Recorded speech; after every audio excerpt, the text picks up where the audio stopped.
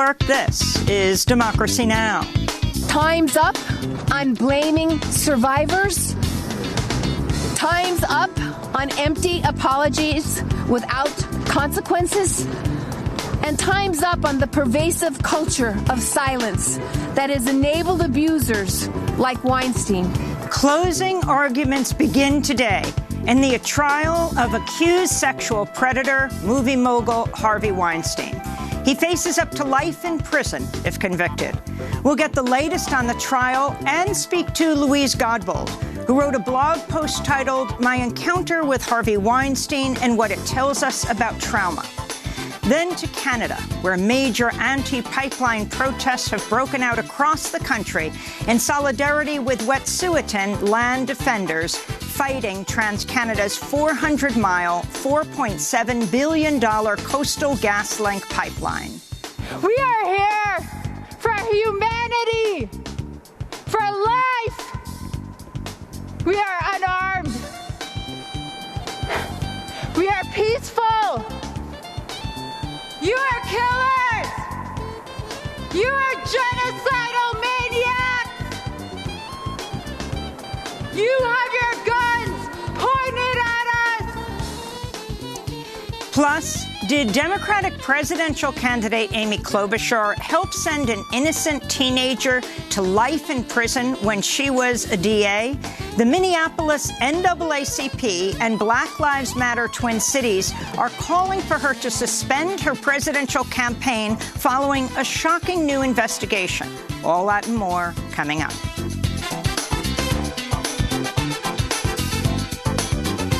Welcome to Democracy Now!, democracynow.org, the War and Peace Report. I'm Amy Goodman. Attorney General William Barr is slated to testify before the House Judiciary Committee on March 31st as calls mount for his resignation after he intervened to lessen the Justice Department's sentencing recommendation for President Trump's longtime friend and former campaign advisor Roger Stone. Earlier this week, 4 federal prosecutors withdrew from the Stone case, and one resigned from his job entirely after senior Justice Department officials demanded Stone receive a shorter prison sentence than the initially recommended 7 to 9 years, even though the sentence range was based on federal sentencing guidelines. Attorney General Barr's intervention came after Trump went on a late-night Twitter rampage attacking federal prosecutors and calling the initial sentence a miscarriage of justice. After the intervention, Trump tweeted in praise of Barr, quote, "Congratulations to Attorney General Bill Barr for taking charge of a case that was totally out of control and perhaps should not have even been brought," unquote. This comes as a judge has indefinitely postponed the sentencing of former National Security Advisor Michael Flynn, even though Flynn has already pleaded guilty to lying to FBI agents. And Trump's former chief of staff, General John Kelly, is now criticizing Trump during a speech at Drew University in New Jersey, slamming the president over his policies on an array of issues, including North Korea, immigration, military discipline, and Ukraine. In China, the number of confirmed cases of coronaviruses skyrocketed Thursday after authorities changed the diagnostic criteria for counting new cases of the deadly virus. The number of infections in Hubei province, the epicenter of the outbreak, soared to nearly 50,000 and set a new daily record. Nearly 1,400 people have died in China from the virus so far. One of the world's largest trade shows, the Mobile World Congress in Barcelona, Spain, has been canceled amidst fears of the virus's spread, which the World Health Organization says poses a grave threat to the world. Democratic presidential candidate Michael Bloomberg has released his tax plan, under which he would pay nearly $5 billion less under his wealth tax than he would under Senators Bernie Sanders' proposal. That's according to a CBS analysis, which found Bloomberg's plan would also generate far less government revenue than Sanders' plan. This comes as Bloomberg continues to face questioning about newly surfaced audio in which he defends the New York City Police Department's controversial stop-and-frisk policies in 2015 at the Aspen Institute. This is Bloomberg being questioned by reporters about the audio Wednesday. I don't think those words reflect how I led the most diverse city in the nation.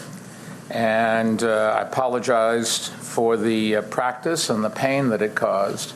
But why did you say it? It was 5 years ago, and it's just not the way that I think, and it doesn't reflect what I do every day. She changed. New York Times columnist Charles Blow writes in a new opinion piece, quote, "What Bloomberg did as mayor amounted to a police occupation of minority neighborhoods, a terroristic pressure campaign with little evidence that it was accomplishing the goal of sustained long-term crime reduction.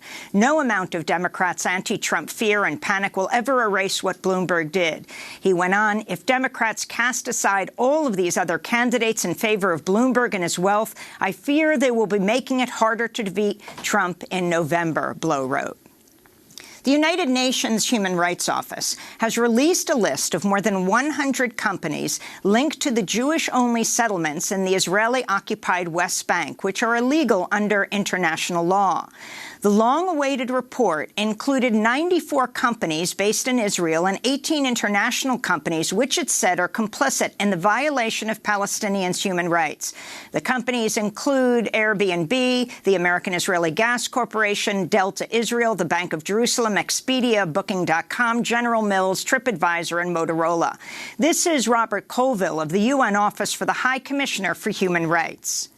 The fact-finding mission highlighted 10 types of business activities it viewed as being of particular concern, given the well-established illegal nature of the settlements in the occupied Palestinian territory and their impact on the daily lives and the human rights of the Palestinian people on whose land the settlements have been built and continue to be built. The UN report does not accuse the companies of violating international law, but it does come amidst the global nonviolent boycott, divestment, and sanctions movement that calls for the boycott of companies linked to the illegal settlements.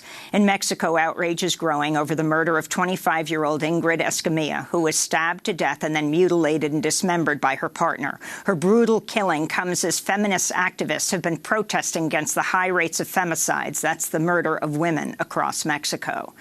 Former Guatemalan presidential candidate Mario Estrada has been sentenced to 15 years in prison by a U.S. court after he was convicted of plotting to work with Mexico's Sinaloa cartel to import cocaine to the United States. Prosecutors accused Estrada of offering free access to Guatemala's airports and maritime routes for smuggling in exchange for millions of dollars in campaign financing from the cartel. Prosecutors also say Estrada conspired to assassinate political rivals. He ran for president in 2018 with Guatemala's center-right National Change Union Party. The 2010 Deepwater Horizon oil spill may have been 30% bigger than previously estimated. A new study published Wednesday in the peer-reviewed journal Science Advances used three-dimensional computer simulations to track the spilled oil, finding the contamination reached the Texas shore, the Florida Keys, the coast of Tampa, and parts of the east coast of Florida. The 2010 BP oil spill was one of the worst environmental disasters in U.S. history, which killed 11 workers and dumped at least 200 million gallons of oil into the Gulf of Mexico. A major new study on air pollution found New York State has the largest number of premature deaths from out-of-state pollution. Published in the journal Nature, the study found across the lower 48 states about half of all premature deaths caused by poor air quality are linked to air pollutants that blew in from across state lines. The study also found commercial and residential emissions are now the leading cause of cross-state early deaths.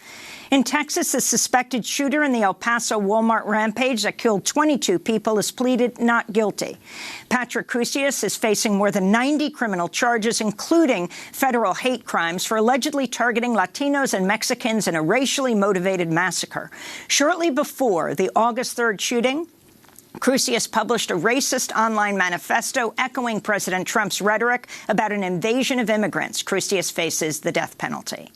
In North Carolina, students and a professor at the University of North Carolina have won a legal victory in state court that reverses a settlement that would have allowed UNC, the University of North Carolina, to spend $2.5 million in university funds to preserve the Confederate monument known as Silent Sam.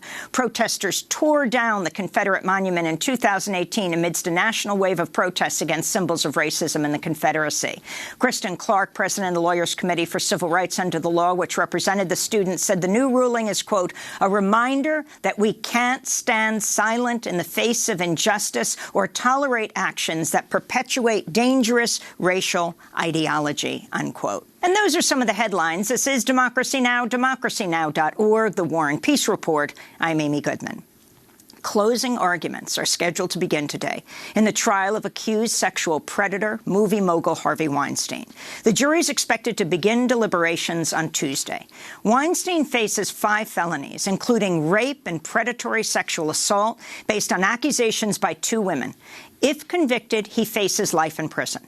The trial comes more than 2 years after initial accusations against the film producer were published in The New Yorker and The New York Times, sparking the Me Too movement that swept Hollywood and beyond. Since then, more than 100 women have accused Weinstein of rape, sexual assault, and sexual harassment. Weinstein has also been charged with rape in Los Angeles County. During the trial, 6 women told the jury in graphic detail about how Weinstein had sexually assaulted them. Weinstein did not testify, but his lawyers described the sexual encounters as consensual. His legal team repeatedly attempted to discredit the claims of the women. Last week, one of his accusers, Jessica Mann, broke down and went into an apparent panic attack during questioning from Weinstein's lawyers, forcing the judge to adjourn proceedings for the day. Jessica Mann was made to read past emails to a boyfriend in which she disclosed she had been sexually assaulted before meeting Weinstein. She accuses Weinstein of raping her in New York and Los Angeles and said she had an extremely degrading relationship with him. While the trial centers on the accusations of 2 women, many other women who were victimized by Weinstein have attended the trial. In early January, the actor Rosanna Arquette spoke outside the courthouse. As we stand here at the beginning of a new year and a new decade, time's up. Time's up on sexual harassment in all workplaces. Time's up on blaming survivors. Time's up on empty apologies without consequences. And time's up on the pervasive culture of silence that has enabled abusers like Weinstein. We're joined now by 2 guests. Here in New York, J. Clara Chan is with us, media and politics reporter at The Wrap, where she's been covering the Weinstein trial every day. And joining us in Los Angeles is Louise Godbold, executive director of ECHO, which provides training to trauma survivors and those who support them. The group is hosting a conference for trauma survivors, including Weinstein survivors, next month called And Still We Rise.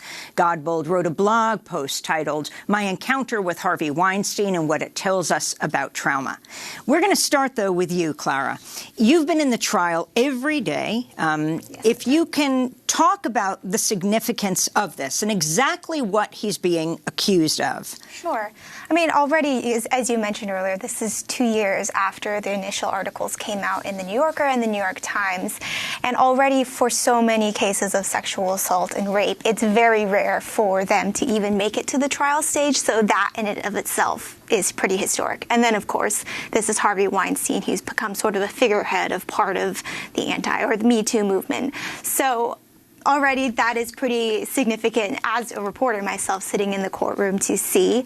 As you were mentioning earlier, there are 5 felony counts against him. So that includes predatory sexual assault, 1st and 3rd degree rape, and a forcible sexual act. Now, 6 women have testified, but this case is particularly centers around 2 women. Yes, that's so correct. Explain that. Sure. So the 2 women are Jessica Mann and Miriam Haley. Jessica was a former aspiring actress at the time that she met Harvey Weinstein, and Miriam Haley was then a production assistant. So essentially, even though the jury has heard testimonies from a total of 6 women, the accounts of Miriam Haley and Jessica Mann form the basis of the charges against Weinstein. So whether or not a jury finds the other women, quote unquote, credible or believable, remains to be seen, but the charges are sort of specifically on their accusations. And interestingly enough, Annabella Shora, who was one of the first women to testify, although her accusations fall outside of the statute of limitations, her account is sort of being used by the prosecution to bolster the predatory sexual assault charge. So let's go to the testimony of Jessica Mann. Explain what happened in court. I think her testimony was included some of the most violent accusations against Weinstein. Again, the one that he is being charged for in New York is that she's accused him of rape in a New York hotel. But for both of those accounts, she offered details that in many cases were different from some of the other women and the sort of violence that she's alleging that he used against her. So some of that included, not letting her leave the room, slamming the doors, what she said, taking her hands and forcing her to undress, using an injection in his penis and not using protection when having sex with her. These are all the things that she's alleged in her testimony. And so also, interestingly enough, compared to the other women who have come forward, her testimony and cross-examination was one of the longest. It spanned over 3 days, I believe, and cross-examination took 2 days. The first day, as you were mentioning, they had to be cut short early because she told prosecutors she was having a panic attack on stand. So it was one of the most emotional, I think, to witness from the audience. And Miriam, the other woman in the case. Yes. So she was a production assistant.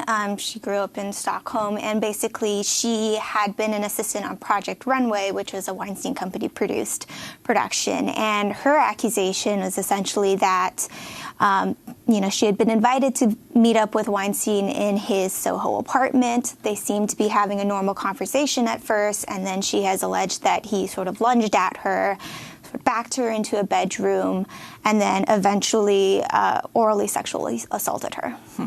I want to turn right now to what happened Tuesday. Weinstein's attorneys resting their case and saying their client will not testify in his own defense at his trial.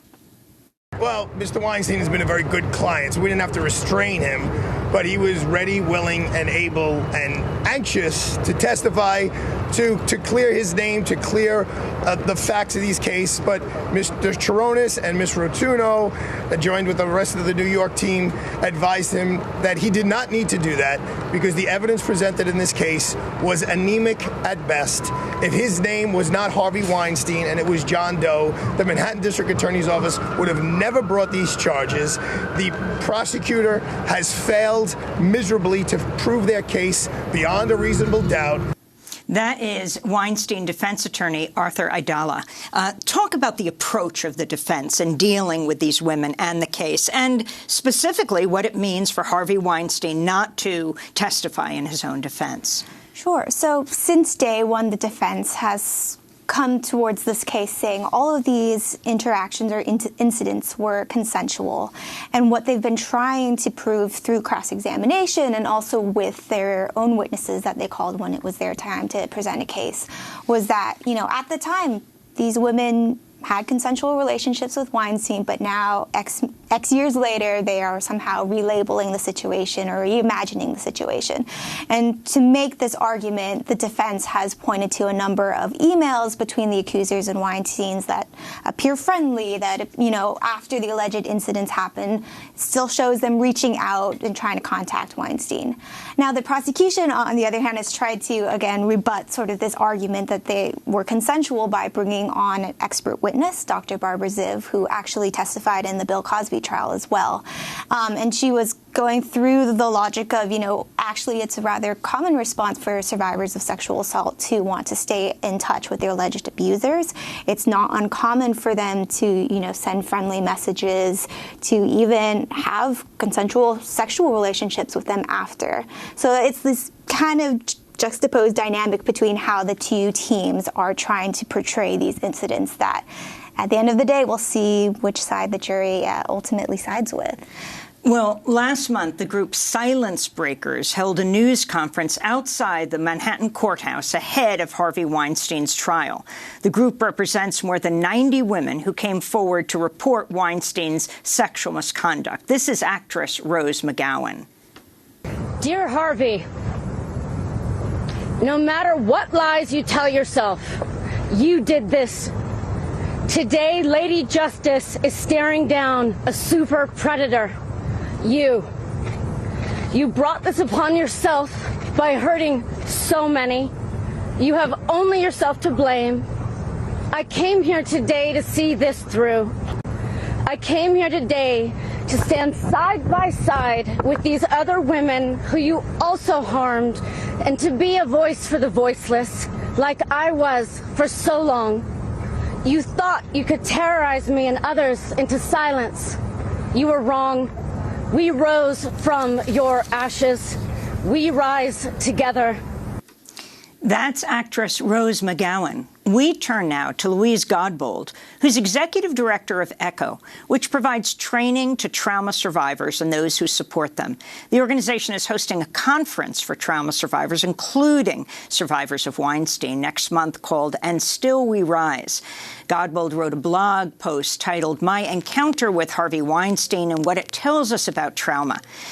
Louise Godbold, it's great to have you back. The first time we had you on talking about your experience and also focusing on trauma. And today, that's what we want to focus on. This issue of trauma and how trauma victims respond. We just talked to Clara Chan about Jessica Mann's testimony and how she broke down as she was being questioned by the Weinstein attorneys, having a kind of anxiety attack. And the judge had to end the case at that point, just to give her space and then move on. Talk about that response. Well, it's hardly surprising, is it? Because, unfortunately, the way that sexual assault cases are prosecuted in the criminal justice system, it's traumatizing from the get-go. Having to tell your story multiple times. The neurons in your brain, they fire when you're remembering something in the same way as if you're actually experiencing it. And of course, we know the difference. We know the difference between reality and remembering, but the body is going to react as if you were still under that same threat. You're still going to have that release of stress hormones. And over a long period of time, that is really detrimental to your health. And so if you think about it, your most frazzled moment, that's what's being repeated again and again and again. And the abuse that Jessica suffered at the hands of Harvey, the poor girl, my heart really went out to her. So what you saw in the witness box was really a culmination of a series of re-traumatizing experiences. I know a couple of the people who've testified in the trial, and of course they didn't sleep the night before. And then on top of all that, you have a hostile defense team who are throwing at you all of the worst possible motivations for your behavior and all of the names that some horrible voice in your own head has actually condemned you with. You do not like the term accusers, Louise. Explain why. Well, it just makes us sound like a bunch of harridans, standing around pointing bony fingers.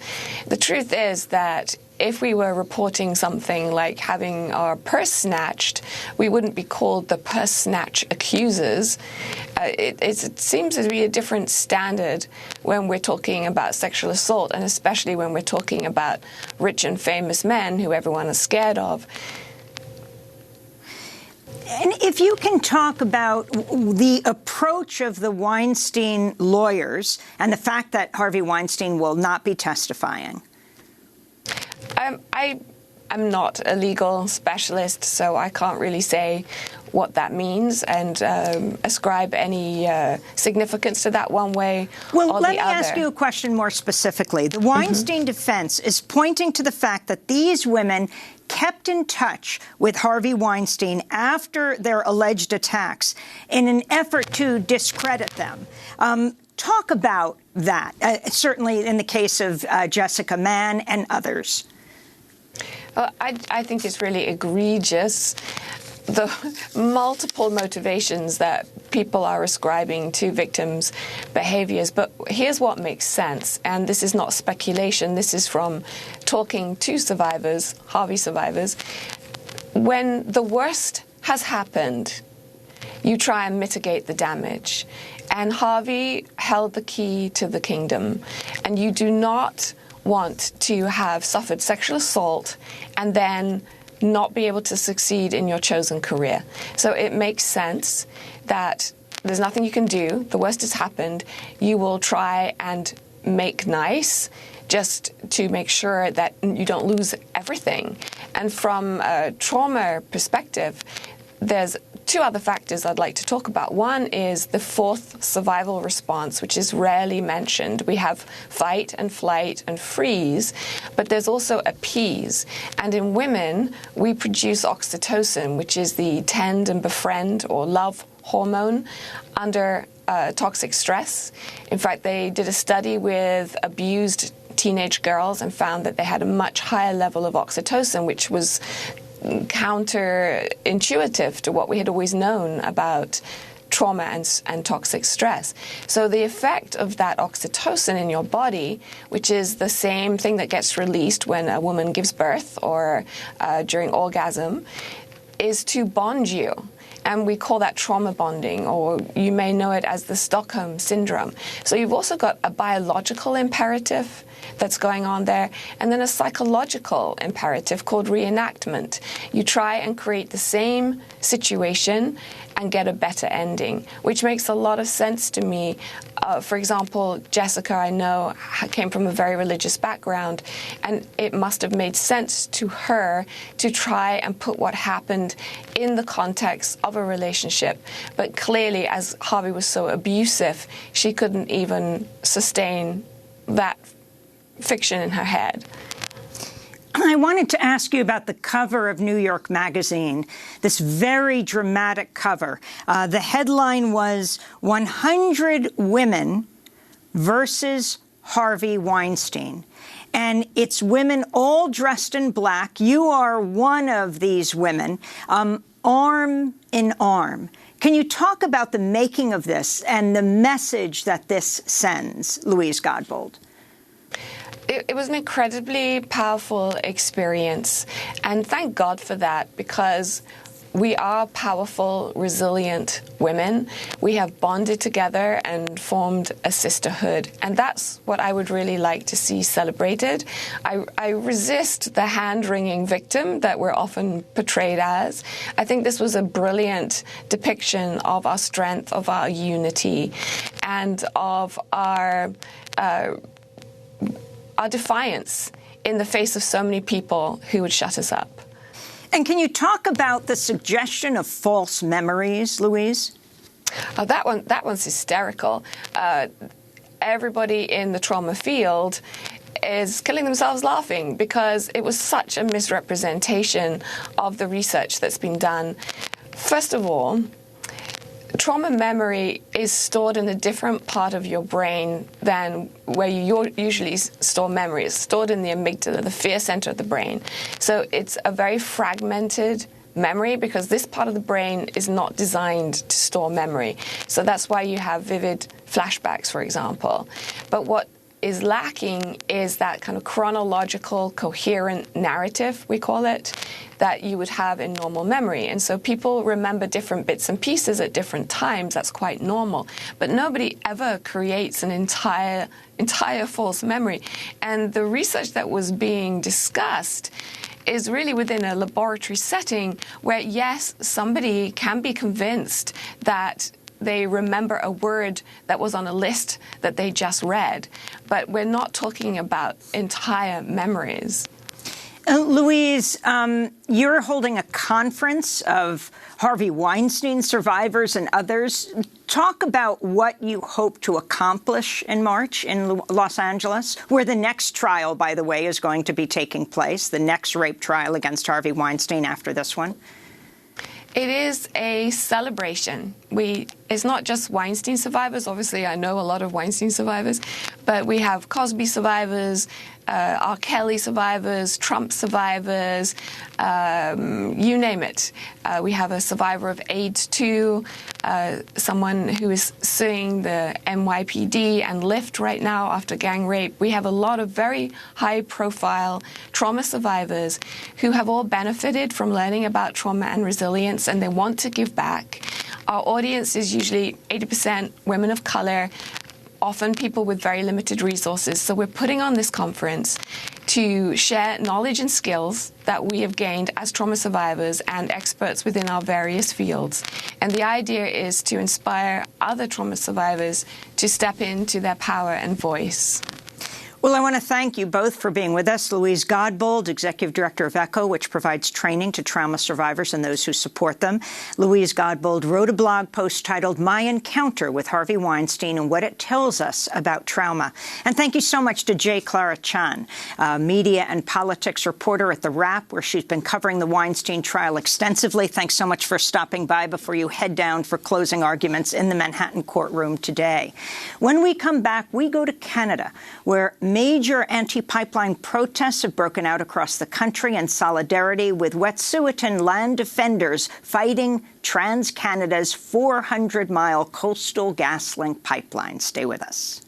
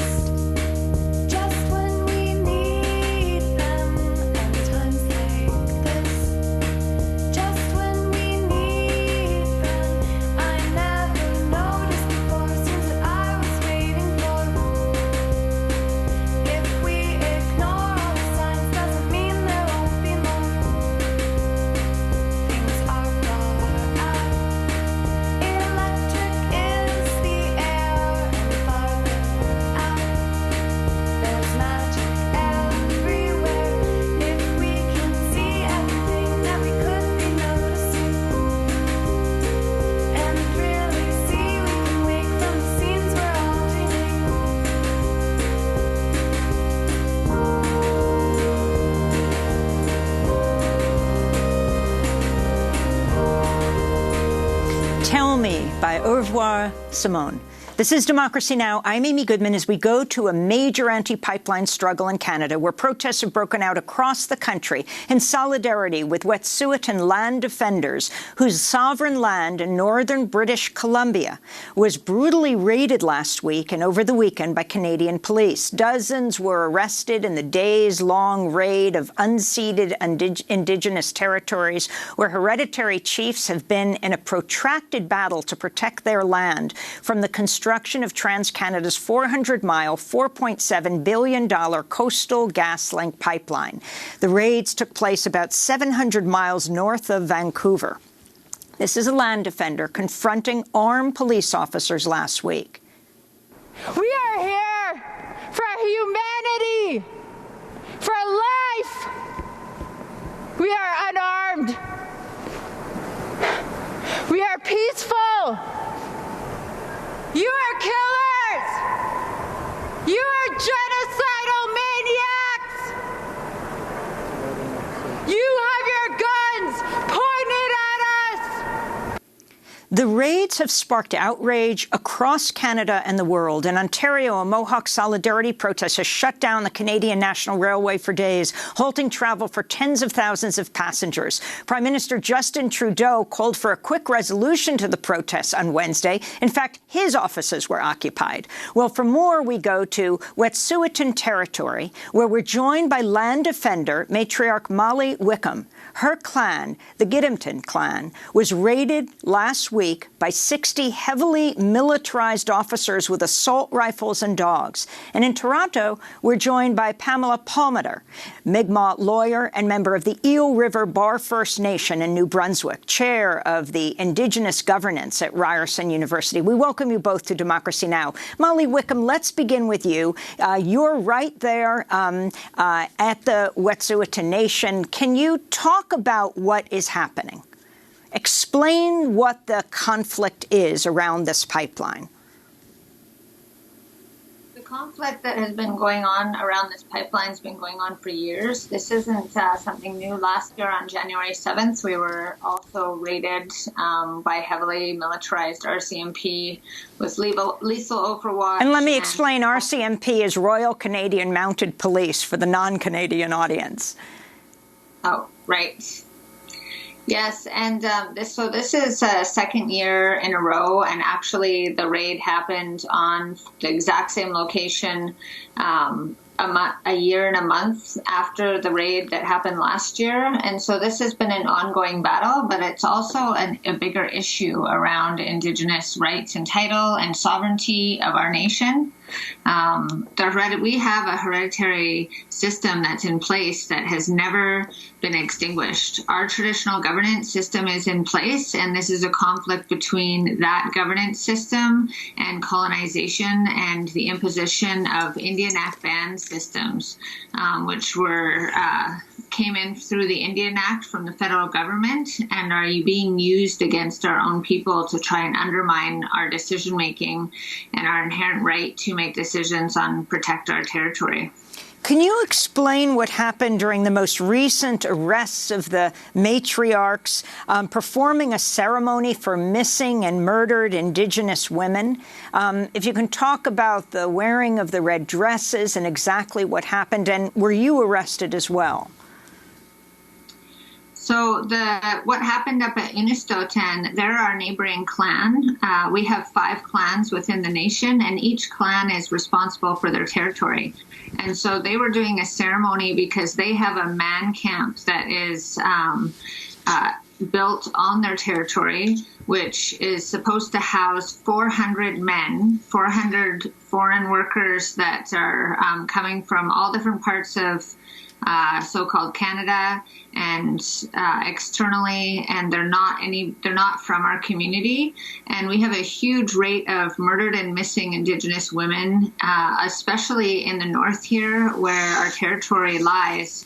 The highway that runs through our territory is called the Highway of Tears because of the number of murdered and missing Indigenous women. And so they have been bringing attention to that fact that these man camps bring increased rates of violence, increased rates of murder against our women, increased rates of domestic abuse and violence and drug abuse and alcohol abuse in our communities. And that's what they were performing there. I was not at the Unistoten camp. I wasn't arrested. I was one of the ones that was arrested last year, and currently I'm 7 months pregnant and wasn't permitted to be out on our territory during the raids. And can you talk about who owns Coastal GasLink? What is this project?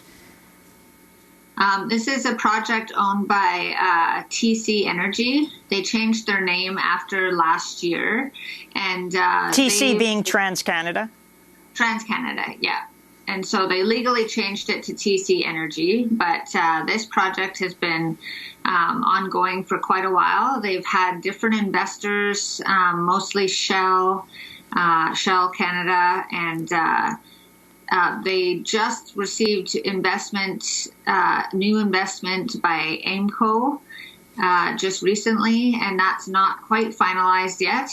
But it's they're walking a tight line in terms of companies that want to invest in this project. LNG Canada is one of the biggest investments, and that's the terminal that is looking to transport and liquefy the natural gas or the fracked gas. And that project hasn't gotten off the ground. And so everybody talks about it as if it's a done deal, but the actual terminal itself has not been built in Kitimat. In Ontario, a Mohawk solidarity protest has shut down the Canadian National Railway for days, halting travel for tens of thousands of passengers. I want to turn to Prime Minister Justin Trudeau responding to the solidarity protests. We recognize the important democratic right, and we will always defend it, of peaceful protest. This is an important part of our democracy in Canada. but we're also a country of the rule of law, and we need to make sure those laws are respected. That is why I am encouraging all parties to dialogue to resolve this as quickly as possible. So that's the Canadian Prime Minister Justin Trudeau, whose own offices were occupied. Pamela Palmater is also with us, the Mi'kmaq lawyer and member of the Eel River Bar First Nation in New Brunswick, chair of Indigenous governance at Ryerson University. Can you talk about these solidarity protests that are taking place across Canada, including directly in the Prime Minister's office, and respond to what he said? There's lots of solidarity protests. I mean, it's the Mohawk, the Haudenosaunee people shutting down rails, and there's lots of people. There was youths and others standing in solidarity at various legislatures, preventing access, occupying ministers' offices, also shutting down ports. There are people shutting down bridges, shutting down highways, because this is a repeat offense. And you can't attack Indigenous peoples in a worse way than sending in the Royal Canadian Military, Royal Canadian Mounted Police, RCMP. Yeah, Mounted Police. I can't get away from the militarized, version of them. And how they're always so heavily armed. How we found out that they were authorized for quote-unquote lethal overwatch to use as much violence as possible against the Wet'suwet'en people, to literally remove them from their homes in outside of Canada's Constitution, in breach of Canada's so-called rule of law, in breach of Wet'suwet'en law, in breach of international law. And so Indigenous peoples all across the country feel this, because this has happened in Oka. This has happened in Mi'kmaq territory with Elsipogtog. It's happened in Standing Rock. It's happened all over Turtle Island. And so when the RCMP attacked the Wet'suwet'en, they also attack us. So we raised in solidarity, and it's often categorized as an anti-pipeline protest, but I don't think that's accurate. It is for some, but for most of us, it's about protecting our Indigenous sovereignty and our land rights, which are the two issues that have never been resolved, and they're always trumped, they're always breached, despite how many court cases or how many international protections we have.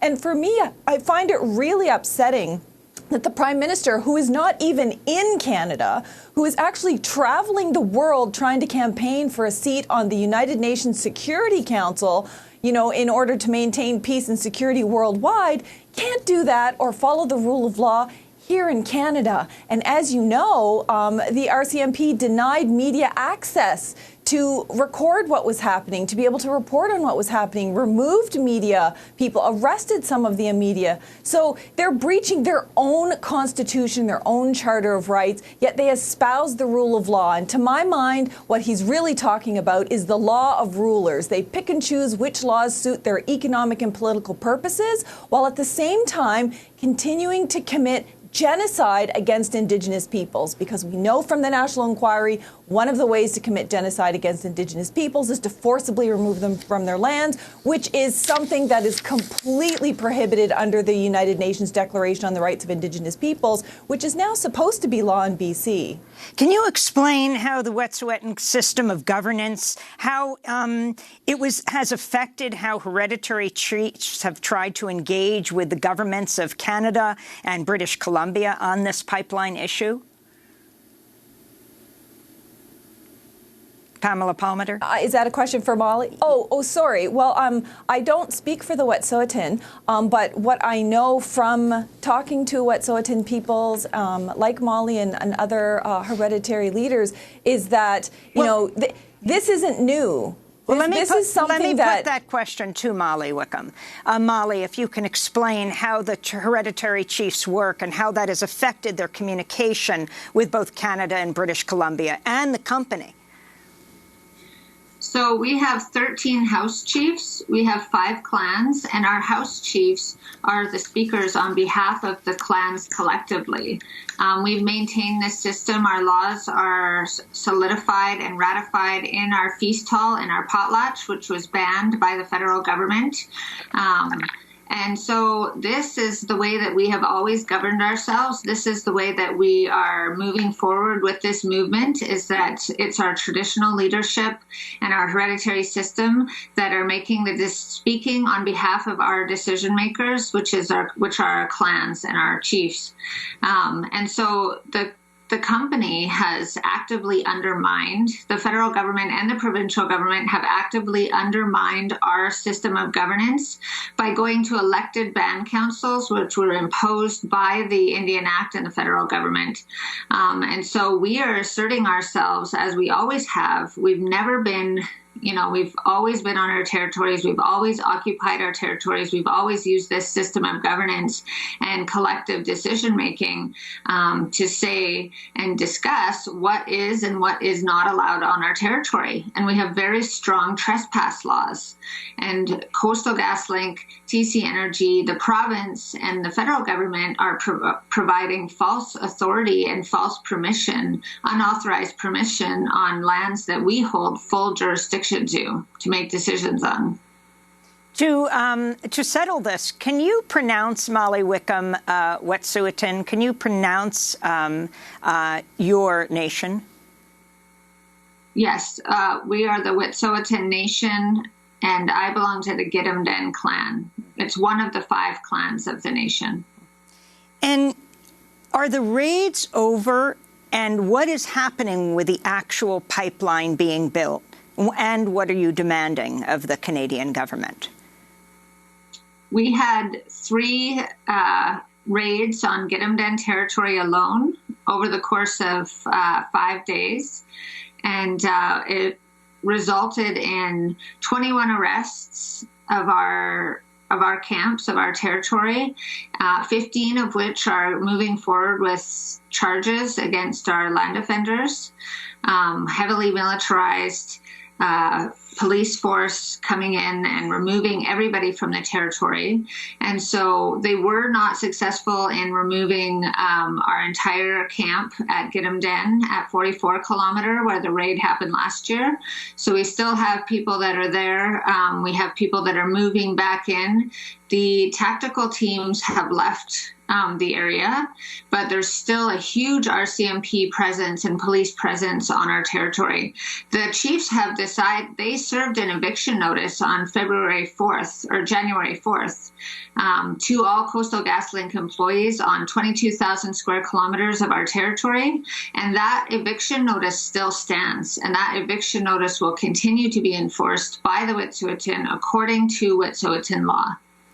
Molly Wickham, I want to thank you so much for being with us. Land defender, chief, matriarch of the Gidimt'en clan of Wet'suwet'en Nation, and Pamela Palmater, Mi'kmaq lawyer, member of the Eel River Bar First Nation in New Brunswick. Thank you so much for joining us as we continue to cover that struggle. We come back, though, after break, asking the question, did Democratic presidential candidate Amy Klobuchar help send an innocent teenager to life in prison when she was a DA? We'll speak with the NAACP in Minneapolis. Stay with us.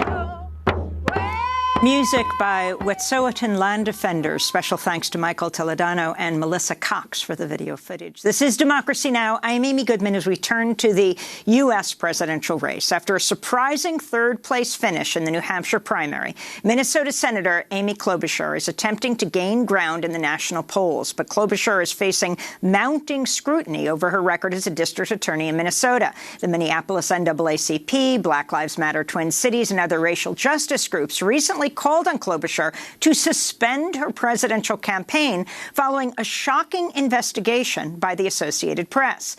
The AP report centered on the case of Mayan Burrell, an African-American teenager who was sentenced to life in prison over the 2002 murder of 11-year-old Taisha Edwards. Klobuchar led this case against Mayan Burrell when she was Hennepin County's district attorney. But the AP report says she may have mishandled the case and that Burrell could be innocent. The Associated Press report shows how prosecutors had no DNA or fingerprints tying Burrell to the murder and that they relied on jailhouse informants, some of whom have since recanted their testimonies. Burrell has always maintained his innocence. On the campaign trail, Klobuchar has cited the jailing of Burrell as one of her achievements. She brought up the case during a debate in September. We found the shooter and we put him in jail. We did the same for the killer of a little girl named Taisha Edwards who was doing her homework at her kitchen table and was shot through the window. On Tuesday, Senator Klobuchar was grilled about the case by Sunny Hostin, co-host of The View. I've reviewed the facts of that case, and it is one of the most flawed investigations and prosecutions that I think I have ever seen. When you look at it, you have your homicide detective on tape offering informants $500 a piece for names. When I looked at it, I also saw that Mr. Burrell's alibi witnesses were not looked at. His surveillance tapes were not looked at. I mean, how do you defend something like that to someone like me who is the mother of a black boy, a black teenager? This case would be my worst nightmare.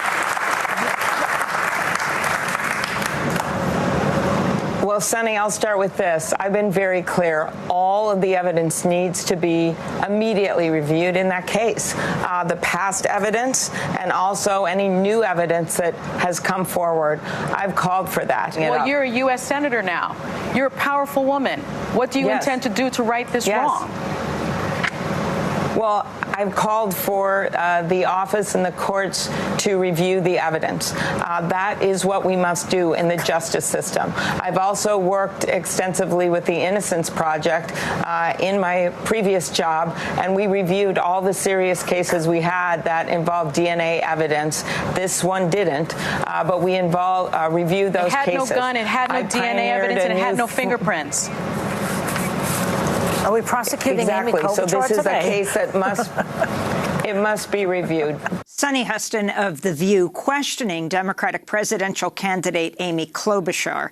On Tuesday, we go now to Minneapolis, where we're joined by Nakima Levy-Armstrong, civil rights attorney, activist, head of the Racial Justice Network, former president of the Minneapolis chapter of the NAACP. So if you can talk more about the significance of this case. Now, very clearly, Senator Klobuchar brought it up herself to show how, her competence is putting people in jail who killed an 11-year-old child. Explain what you feel is wrong and the significance of this AP investigation. It's shocking at this point that Amy Klobuchar is still in the race for President of the United States, given the significance of Mayan Burrell's case, the fact that he was merely a child himself at the time that he was brought into the criminal justice system. When he was first interrogated by police, 8 hours, no attorney, his mother in the next room, he asked for his mother 13 times, and he was denied that opportunity to even consult with his mother. He has maintained his innocence from the beginning. And in spite of that information Amy Klobuchar has exploited this case. She has exploited the tragic death of Tyisha Edwards, the 11-year-old child who was killed in this situation through an accidental shooting outside of her home. And she exploited Mayan Burrell, using his name or using this case repeatedly throughout her career and to bolster her career. As a matter of fact, when she ran for the Senate in 2006, she put forward a commercial that included Tyisha's mother and other victims of crime, demonstrating that she was tough on crime. I do not feel that she has any remorse for what she did to Mayan and the impact upon his family and the community. And she is continuing to deflect away questions about her role in the unjust and wrongful conviction of Mayan Burrell. So you talk about Mayan inside being interrogated as a 16-year-old. He repeatedly asked for his mother. His mother was just outside that room demanding of the police that she be inside with her son, and they told her no. The day before he was indicted and she was visiting him in jail, she was driving home and her car went off the road. She hit a tree. It exploded and she was killed. Yes, knowing that Mayan did not get to even pay his mother respects at her funeral is something that still shocks me to this day. Just the level of callousness and cruelty. She did not allow him? No, Amy Klobuchar did not allow Mayan Burrell to attend his mother's funeral, claiming that he was a threat to public safety. I have seen people who are incarcerated in prison be allowed to leave prison and go and pay their last respects to their family members at funerals. But Amy Klobuchar denied a child this opportunity. Again, Mayan Burrell has continued to maintain his innocence. The co-defendants in this case have come forward. In particular, the person who pulled the trigger back several years ago, saying that Mayan Burrell was innocent and taking responsibility for the crime, but his words have fallen upon deaf ears. And so Mayan continues to pay the price, having been locked up for roughly 18 years for a crime that he did not commit. Now, to be clear, he has been offered plea deals that would get him out now, and he has said, no, I won't plead guilty to a crime I didn't commit? Absolutely. He is a strong man of faith, and he does not believe that he should have to plead guilty to a crime for which he did not commit. And he said that he's not only doing this for himself, he's also doing this for Tyisha. So you are calling for the NAACP, Black Lives Matter, Twin Cities, are calling for Amy Klobuchar to suspend her presidential campaign. Can you explain why? Absolutely. I believe that Mayan Burrell's case, coupled with Amy Klobuchar's predatory behavior as a prosecutor, should be disqualifying. We know that with the current president in office, there have been a lot of concerns surrounding his questionable conduct, his ethics, his rhetoric. We are seeing similarities in terms of the way that Amy Klobuchar conducted herself as a prosecutor and the way that she is responding to this case. Instead of accepting responsibility, acknowledging her mistakes, and rolling up her sleeves to help set Mayan free, she is continuing to sidestep these questions, absolve herself of responsibility, and minimize the significance of sending an innocent black teenage boy to prison for life. That is simply unconscionable, and it is unacceptable. And those are not the qualities that we need to see in our next president of the United States. Let me ask you about this BuzzFeed report. Klobuchar has also been criticized for failing to bring charges against a single police officer who killed a citizen in her 8-year run as the top prosecutor in Minnesota's most populous county. There were more than 24 police-involved killings in that period. Nikema Levy-Armstrong, can you weigh in here? Absolutely. Amy Klobuchar received the endorsement of police unions when she ran her various campaigns. And as a result, she did not hold police officers accountable. She worked very closely with the Minneapolis Police Department that has had a long history of corruption.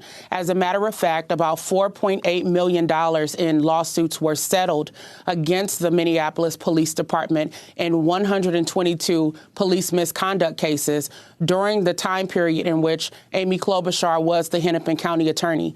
And so she had a very close relationship with police. The Black community called her out consistently for not holding police officers accountable. As a matter of fact, a shooting of a teenager happened in 2004, and that teenager's mother sent Amy Klobuchar a letter asking her to not use a grand jury and to charge the officers who killed her son. Amy Klobuchar did not even respond to that mother's letter. And this was an African-American woman simply demanding justice on behalf of her child. Nikema Levy-Armstrong, I want to thank you for being with us, civil rights attorney, activist, head of the Racial Justice Network, former president of the Minneapolis chapter of the NAACP. That does it for our show. Democracy Now! Is accepting applications for paid year-long news production fellowship here in New York. Go to democracynow.org for details. I'm Amy Goodman. Thanks so much for joining us.